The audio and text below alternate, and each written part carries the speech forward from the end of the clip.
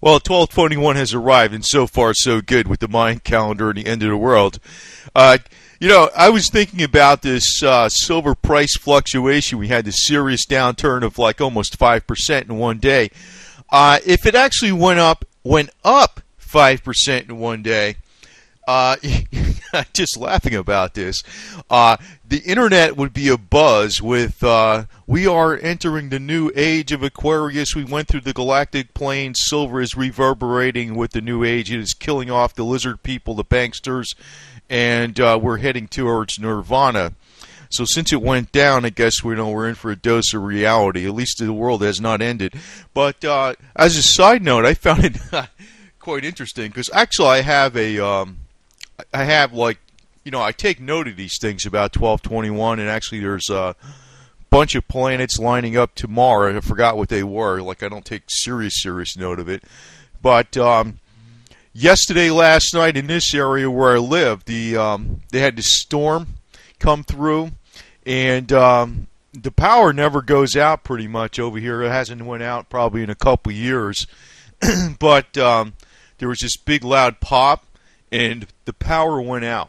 So, I didn't really, but in the back of your mind, you think, hey, who the hell knows? So, I look outside, and a half a mile away, the power, the lights are on. So I start up my generator, and I called in the power company. Actually, it got restored within about 2 or 3 hours. And the generator worked fine.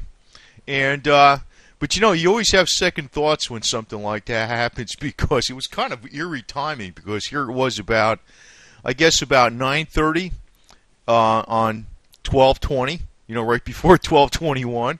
And here the storm comes in, the wind is blowing, and all of a sudden you hear this big pop, and some transformer blows, and the lights go out. Yeah, it's true too. It was like, but actually, I think about this a little bit too, so I'm not like totally not outside the conspiracy theories either. But if silver was going up 5% in the last couple of days and going through the moon, we'd be, talking about the Illuminati are losing control. The Mayan age has come to fruition. Silver's going to the moon. We're going through the galactic plane, and all the evil lizard people are going to be defeated. That would be the rumors all over the net. I swear to God, craziest stuff going there is, and of course the aliens would be coming in on flying carpets or whatever. The internet is abuzz with rumors. But today, just looking briefly at the markets, I know silver bounced a little bit. It went a little bit below the magic 30 point. Actually, there's two resistance points of resistance. One's around, I think it's around $30.60, $30.70 is one, roughly right in that area. And even as technical stuff, which is pretty good, it's not like pinpoint accurate. It's not like you're measuring something to the thousandth of a micrometer with a vernier caliber. That's not how it works. And the other resistance point is about 30. So it went a little bit below that. I'm suspicious of this whole deal. I think that actually what's going on is that the shorts are unloading their positions onto suckers. Don't trust this to go down at 22. Don't. I mean, it may. I could be wrong about this. But, the last time I said it was, I didn't think it was going to, well, it did go below 30 this time. The last time I said it, I didn't think it would go below 30. There's a tendency for too many people to jump on one side of the ship when they see it leaning one way or the other. Mark Farber made his money by doing the opposite, right? Now me, I didn't sell any silver, so I didn't make any money. I'm just holding. And I'm actually waiting for like much bigger gains, and also I hold it like a lot of people, physical silver, for an insurance policy. But just remember this, because as far as the reason silver went down recently, or actually the metals, was they were getting out of risk assets, quote unquote, for this reason. It's a carefully worded statement that Ben Bernanke made. Now, if you want to say manipulation and conspiracy, this is where I would believe it. There's people around Ben Bernanke that know what he's going to say beforehand and what the words are going to mean. So he started hinting that, if the economy gets to 6.5% unemployment or better, and if it gets to 2.5% inflation and or better, then they're going to back off of QE. That's what made people jump out of the metals. I mean, that's what the traders made the traders jump out of the metals. Now, what's going on behind the scenes is people are still buying physical coins like crazy. They're not buying it. And, you shouldn't buy into that Ben Bernanke story either. See, that's where I could see there's a manipulation going on because, he's got friends and, they know what he's going to say ahead of time. It ain't like he's the only person alive that knows what he's going to say. You got to be an idiot not to figure that one out. So there's always inside information that gets leaked ahead of time, and that's just the way the world's been for thousands of years. But as far as is that going to be reality? Hell no. Look at the two people we can really trust. I know they don't give you a real lot of inside information. As Jim Rogers joked, if you know something, tell me first. Don't tell the whole audience. I mean, everybody be thinking that way because you be the first one in on it, then let all the other guys jump in it, and it goes up. Then your investment's a lot higher. But Jim Rogers and Mark Farber both say that 2013 is going to be a horrible year. Goldman Sachs says no, it's going to go up a lot towards the end of 2013. I don't know. I know there's other numbers out there, like recently, just today, they had the durable goods index showed up that, and here's a can of Monster Energy drink for you people out there that need some energy today, that the durable goods index went up today. That's a good thing for the economy. But, it's almost like grasping for straws because just recently we looked at the manufacturing data. It's down. And actually it's down globally. Now, some of the Chinese numbers are starting to look better, but, I suspect those numbers because they said this months ago that China was going to make the numbers look good for the end of the year. You know the guy that was saying that? Mark Farber. I trust, I put more weight. I like Jim Rogers too, but I like Mark Farber because I think he reveals more stuff than any of them. So I pay very careful to what he says, attention to what he says. And when they're talking 2013, and if he's in 25% gold, physical gold, and he's in physical gold, like George Soros might have GLD. Now, I don't think GLD is going to blow up right away, but I think Mark Farber's wiser. He's in physical gold. And you should stick with it, too. I don't know, and actually, this may be another year where gold actually has a gain over the year. Another year. So that's going to make it, 12 straight years in a row where gold has a gain? Now, watch.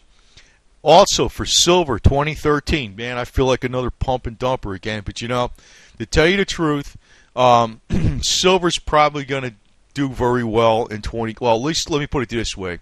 40 analysts on silver, mainstream, regular analysts, they all say silver's going to do very good in 2013. They expect it to be up around $40 an ounce.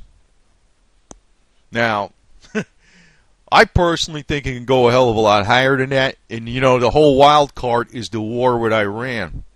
That is really why I thought 2012 was going to see silver at a new record high. Obviously, that's not going to happen now. But the war with Iran is the wild card. The war with Iran is going to raise oil prices, gold prices, and when all those things go up, watch silver take off like a bat out of hell. I mean, it's just going to go like crazy. See, that's where outside events change things drastically, and it's not just, that's actually where everything gets thrown off. If you actually look at the best planners, they use all the best computer models, or even before there was computers, they could take a time and see what the markets are doing exactly. But throw in a war versus peacetime, and all those models get thrown out the door. In other words, then the whole scenario changes. War is extremely bullish for commodities, and it's going to be extremely bullish for silver. So, but in my case, I'm just holding in on this, but I think a lot of people need to realize that, well, they do realize that the major media is a pile of crap sometimes. Goldman Sachs is the thing you really can't trust all the way. I mean, sometimes they give you good information, but, when they're saying 2013 is going to be a good year, and then you have Mark Farber and Jim Rogers saying it's going to be a horrible year, I know who I'm banking on. I'm banking on what Mark Farber and Jim Rogers said.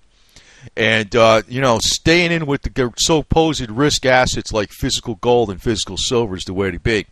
Now, some people are predicting that silver's going down to like oblivion right now. And, I did point out yesterday, like, one way to really drive the price of a commodity down is to use slave labor. That's one reason, I'm actually pointing out something else here, too. But, palladium, you're looking at palladium, just to change the subject real quickly, and I think people are missing the boat on this. It's like below $700 an ounce. They say it's 20 times more rare than gold. Yet over 90% of it is used up in industry every year. And, you only got way less than 1 million ounces, way less than 1 million ounces. That could be for investment purposes, way less.